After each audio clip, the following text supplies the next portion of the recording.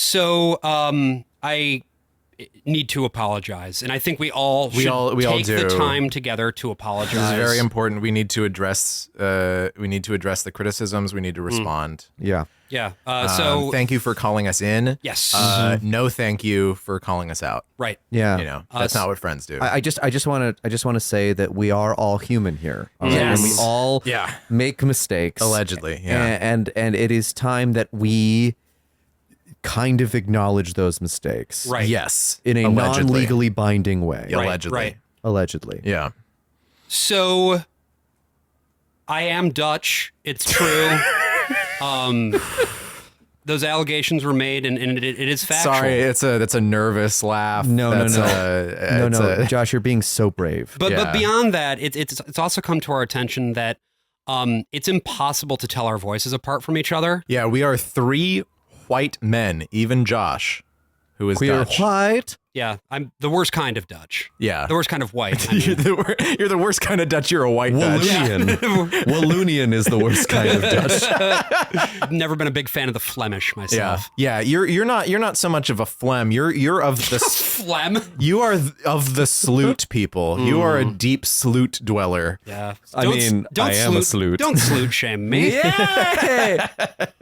So, Brian. Yes, AJ. Yes, I am AJ. We're going AJ, to be who I very am. intentional today, and we're Yes. going to refer to each other and ourselves, even hi, I'm Brian, by our names. Yes, like Brian. we're on a conference call. Yes, Brian. Hey, this is Josh. Hi, Josh. hello, I'm Josh. Brian. I'm AJ. Just basically, just wanted to say that so far I think this episode is going pretty well. And now I'm just going to hand it back to you, AJ. Oh, thank you, Josh. I'm here still, Brian, and I'm listening. Do you ever feel like you've been handed a basketball and then turn around and there's no basket? That's how I feel. What did you set me up for? What am I doing? So many possible worlds, but we got this one. So many possible worlds, but we got this one. Welcome to the worst of all possible worlds, the first and only podcast with basketballs, but no baskets. I'm the worst of all possible Brians. I'm the worst of all possible AJs. And I am the worst of all possible Joshes. Why are you... Okay, see, this is a problem that I used to do the intros where I'd be like, welcome to the worst of all possible worlds, I'm Brian, and then the rest of the show I'm like, hey guys. So the big fucking thing about Night Trap is that, and people are like, who's the 4th guy here? Right. No, we have an announcer You have comes done in. this like super enunciated, Well, that's no, not how you're that's gonna what talk. I'm known for. I'm known for my enunciation. That is what Josh is you are- known for. well, he is Josh is highly known for his plosive. enunciation. That's right. Yeah. I'm Josh, and I'm known for my enunciation. I'm Brian, and I'm known for my denunciation. We can't keep this up. We can't sustain this. Yes, we can, AJ. AJ is known for his annunciation. Oh, yes, his yes. ascendancy into sainthood or whatever that word means. Yeah, so, I've been enunciated to heaven. So we hope you've That's been... what the A stands for in AJ. That's just who you Enunciated are. James. That's right. You're the Brian James. It's actually enunciated Jagoff, but we don't talk about that. Sorry, I'm a cum stain. I'm Josh. I denounce myself for making that joke. No, so we're this is The Lads Cast jokes are crossing over. I think we've had enough of this bit for the time being. And You always say that. We are 4 minutes in at best. And when I do the cutting, it's, no, Josh, you are not done. Josh. We're continuing to say each other's names. We're just going to let off the gas like a little bit. Sounds good. Here's what I'm going to say about saying the names thing. What are you going to say, AJ? I think it's actually more that we have to say our names when we say our own stuff, because that's the way you're going to identify who we are. I don't think that we have to do that, AJ. I don't think we're Pokemon. I just think that sometimes maybe AJ disagrees. if that comes up naturally, then yes, I can be like, hey, I'm Brian, which I am, by the way. Yes, that you are Brian. Yes. No one Yes. can take that away from And you. I'm Josh. Some And one people of the can. things Hi, that Josh. I usually do as part of this show Yeah, what do you do, Josh? is I introduce the topic that we are talking about You for should the do week. that, Josh. That sounds like a great idea, Josh. Thanks, Brian. I'm going to do it right now. Cool, Josh. So the topic this week is apologies. In case you haven't grasped that from our very funny bit that we've had going on so far. Yes. We decided that it would be interesting to take a look at public apologies over the many, many years. This all sort of started, at least for me, in terms of when I was thinking about, we could do this episode. Yeah. Was when, of course, there was that infamous video that was released a few weeks ago by Colleen Ballinger, where she sings about the toxic gossip train and her desire to not get run over by said train. She's headed towards manipulation station. Well, the train is. Yes, Colleen, that is exactly right, AJ.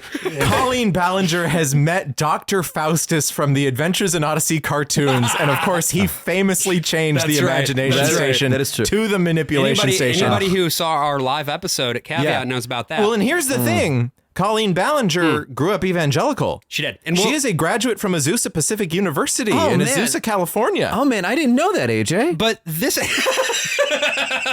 You're AJ. No, you're AJ. No, we're not doing this. We're not going to gaslight them. We're not going to gaslight them just like we gaslit the Try Guys. You know what? That is a very important point, Josh. So as we go You're forward... such a piece of shit. The whole point of the bit is that we're actually saying each other's names. This episode is our tutorial for any future patrons that they can come in and listen to us talk about ourselves. Me, Brian, you, AJ. Yes, I completely agree, Josh. So as we get into this first...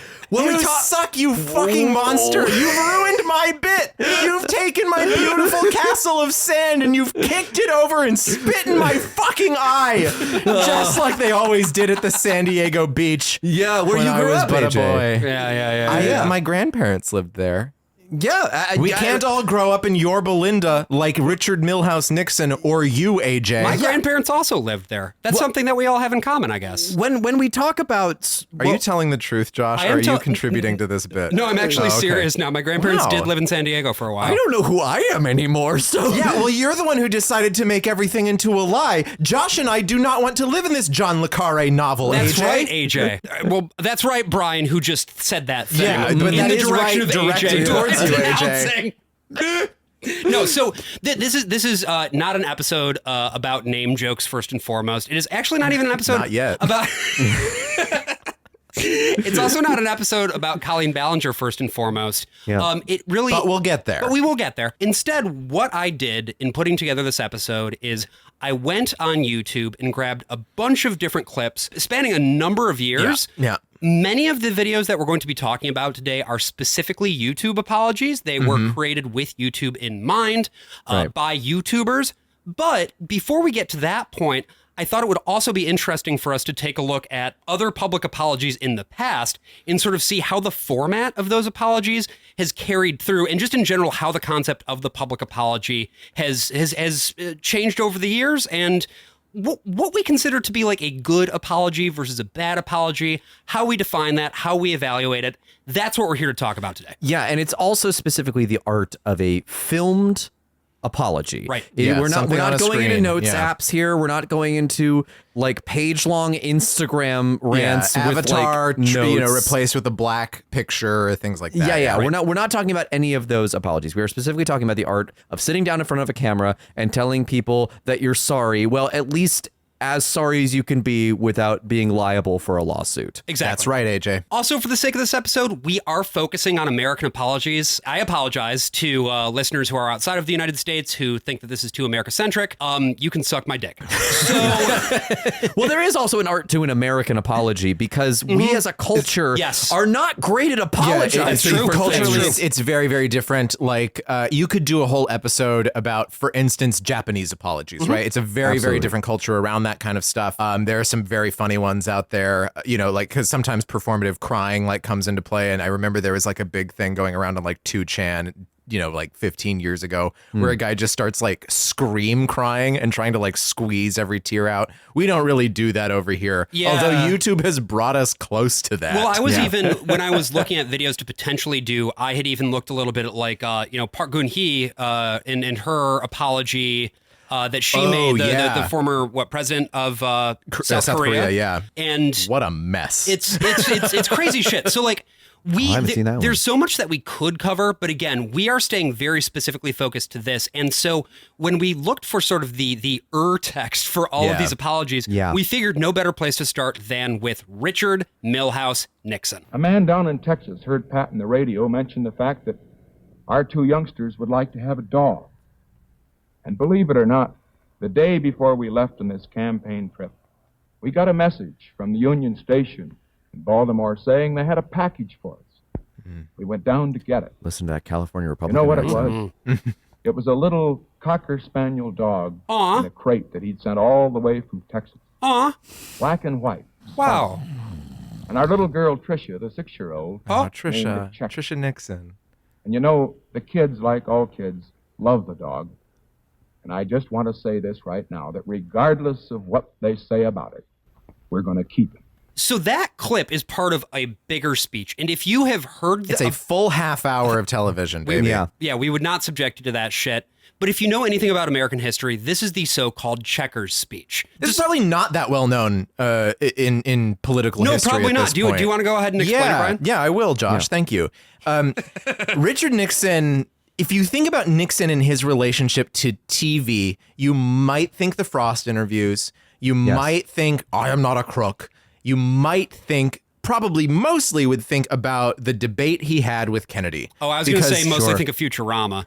Or the peace signs as he was leaving office. Oh, sure. Yeah, that's another good one. But like the debate that he had with Kennedy is something that kind of people pass it around as far as like America's 20th century political history, where it's like, if you listened on the radio, Nixon won the debate. If you saw it on TV, Nixon looked like fucking shit. And Kennedy steamrolled back and forth all over him. Right. There's a little bit here and there as to like whether that's really true or not. It's oversimplified, but yeah, he doesn't look great on TV. You can watch the footage yourself.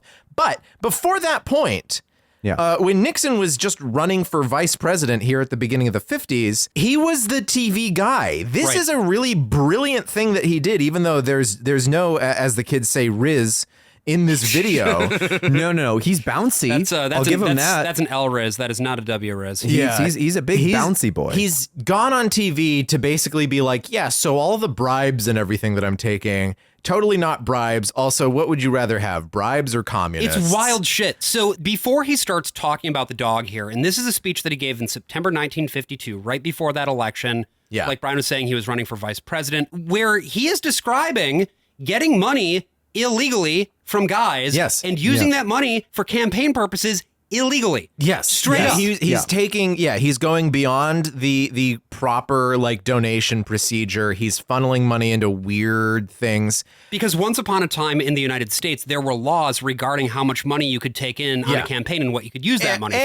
And there technically, unless you're on the Supreme Court, there technically are still laws about how government officials can receive gifts. And basically, if you're not working with like tribal governments, you can't take anything, essentially. And Nixon is taking stuff no less than a fucking dog, a family dog that was just shipped to him in a crate. They drop-shipped a dog? And if I may just say, my childhood dog growing up was a Cocker Spaniel. And they're the worst dogs on the planet. They are incredibly inbred and paranoid little creatures that will bite you at like the slightest provocation. Nixon's whole like response to these allegations are go ask Dana Smith about it. Like he just throws this guy under the fucking bus. And he keeps just being like, I'm sorry, we couldn't all, inherit all of our money like Adlai Stevenson. Right. This whole thing, I mean, he apologizes for about a minute right at the beginning, but right after that, everything is deflection. He does this full audit of his finances, and he does this really fun thing that becomes so standard for not necessarily the apologies we're going to see here, but for celebrity apologies, where his wife is in the room with him. Instead of doing the press conference thing where she's standing right behind him looking dour, she's sitting in a chair, and there's just this moment where he's like, and my wife, Pat, well, she's been by me. She used to teach stenography, and the camera slowly pans over to this chair, and it just turns out she's been sitting in the room the whole time. Oh my God. Nixon flew across the country back to California in order to do this. 6 weeks before the election. Jeez. Right? So this guy is already the vice president, and he's like, yeah, if you think I suck Dick Nixon, then that's his name. That's a joke about his name. Yeah. He's like, yeah, why don't you write in? It was like when you could pick the next flavor of Trix cereal or something. It's like, do a little write-in campaign, see if Nixon should stay on the ballot or not. And he stayed, and he was vice president for 8 years. Yeah, it was funny. Like immediately after this apology speech, he thought he had completely bombed it. Right? He walked out. He was miserable. He had to be like, yeah, he goes over time. They have to cut him off at the end. He's still talking. Yeah, and so he goes back to his hotel, and when he gets there, it's just like swarmed with like well-wishers. Like people thought he absolutely knocked it out of the park, and I mean it worked. Yeah, so I mean, guess he evidently he did. It's nothing charming about it now, but back then, I guess this is what it took. TV was still so newfangled.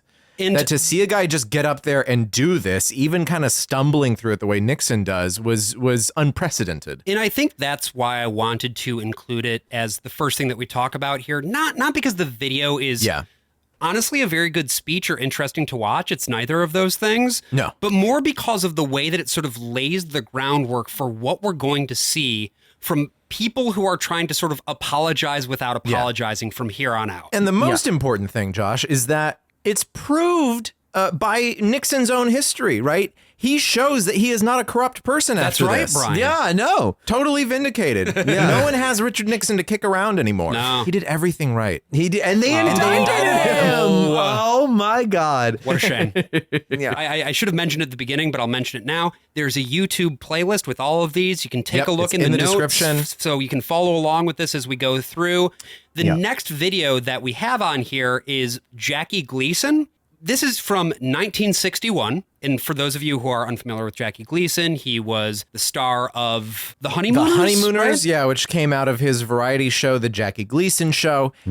He was the original TV star, right? He's right up there with Lucille Ball at the dawn of television. Just one of the best comic timings I think that it's we've extraordinary. had. Yeah. Jackie Gleason is the guy that the phrase parasocial relationship is invented to refer to. Right. And if you want to see a little bit more of that particular subject in depth, go watch our YouTube channel. Josh made a whole influencers video that includes a whole Jackie Gleason bit. Yeah. And I think that's actually a champion from you, Brian. You've been really wanting us to talk about Jackie Gleason for a very long and to talk time. about this thing, because this is one of the most fascinating half hours of television that I think has ever been produced. I agree. So I really want some cigarettes. He sells the fuck out of those cigarettes, doesn't he? Yeah. yeah, you're like, I want some L&M goddamn cigarettes. I hear they're the tastiest filtered cigarette that there's ever been. Would Jackie Gleason lie to you? I don't think so. Jackie had this game show, and the game show was a disaster. It was called You're in the Picture. And the idea was like they would just have their panel. This is the old days. This is more like how British show. We have a lot of panel shows in the UK, but not in the US. Right. But back then it was all panel shows like What's My Line and things like that, where you'd get someone to pose behind sort of a carnival standee, but much larger. Yeah, those like face in hole things that you see whenever like at Coney Island or whatever. I could see a bit like this maybe working on like Whose Line Is It Anyway? Sure. But also it would need to be, because again, it's just celebrities putting their faces through the holes of a silly picture. That could maybe sustain a bit for 3 minutes. They tried to hang a half-hour show on this concept, and it regular did not weekly work. half-hour Yeah, show. yeah. It feels kind of actually like a Tonight Show bit. Like this is a thing Jimmy Fallon would do for like maybe 3 or 4 minutes, Yes. and then we'd cut to commercial. I mean, and again, no laughs to be had in either scenario. Right. That's right, AJ. Got him. A question for both of you, both Brian and Josh. Thank you, AJ. Thank you, AJ. You're quite welcome. How did you watch the first episode of You're in the Picture? I have watched it, yes. Okay, Yeah. what? Just kind of. What is it? Is it as bad as he describes Yes. in this? Yeah, it's Okay. really dull. Yeah. It's, I mean, I have a high tolerance for old timey game shows. I watch What's My Line in my free time, mostly you do. because of some sort of strange homosexual obsession I have with Dorothy Kilgallen. It's all right. I watch Supermarket Sweep because I have an obsession with those fucking sweaters that David Ruprecht wears. They still have this half hour.